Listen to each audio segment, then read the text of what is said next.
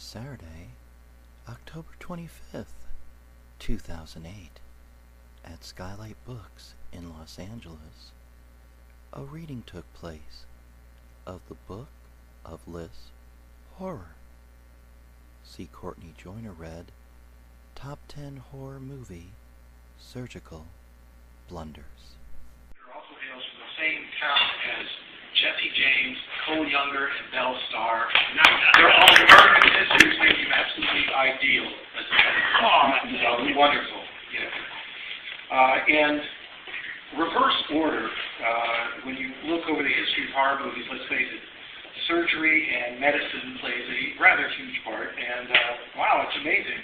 It always goes wrong, doesn't it?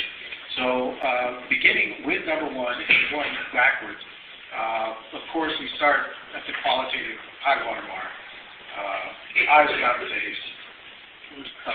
Absolutely, probably the most tremendous and stunningly atmospheric horror film, I think, from France, certainly from that period. And the graphic nature of it, the idea of madness, from love to madness, which is also, of course, something doctors think have a problem with.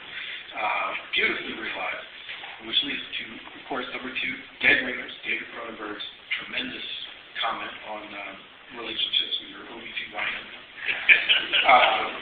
Peter Lorre, hand replacement and head replacement, Mad Love. Brian De Palma, Twin Separation in Sisters. And this leads us to, of course, Frankenstein Must Be Destroyed, probably one of the finer hand horrors that often gets neglected in one of Terence Fisher's Victorian masterpieces. And as you can see here, quality keeps going down and down, as we're going now to the Thing Two Heads. And also, and what I would like to read specifically is a little tribute to perhaps the greatest and most incompetent mad doctor, John Carradine. And at number 8, glandular transplants performed by John Carradine in Captive Wild Woman and The Unearthly. Anytime John Carradine began working with glands, there seemed to be a problem. In the fast-paced Captive Wild Woman, he created a she-gorilla who reverted back to animal form when her sexuality was roused.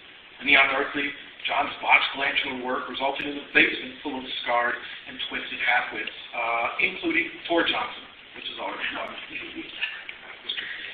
In the intervening years between the two films, Carradine seemed to have learned very little, working beside Bela Lugosi or forging ahead with his own researches in Revenge of the Zombies, The Invisible Man's Revenge, Return of the Ape Man, etc. It just never seemed to work out for him. The universal mad doctors of the 40s tended to be double-breasted, smooth talkers with a streak of egomaniacal insanity that pushed their experimentations to realms man should leave alone. Carradine, Lionel Apple, and George Zucco were the studio's Mad Doctor Co-op, whose unconventional procedures resulted in one medical disaster after another, with Dr. John leading the way with his 8-girl creation. And while Captain Wild Woman is a slick, serial-like fun from a 40s horror factory, The Unearthly is a low-rent rehash that Carradine decided to play to the absolute hilt. This time, the doc's sanity is as loose as the point of his glandular transplants. In one botched operation after another, Carradine creates a Hercules with the mind of a chicken, destroys Sally Todd's face, and puts a patient into a state of living death. Thank God, tough cop Myron Healy is on hand to stop Carradine before he takes a knife to the erotic and the always hot Allison Hayes. A grungy little hoot, and one more horrifying chapter in John Carradine's checkered medical career, The Unearthly provides ample proof that pulsating glands are nothing to monkey around.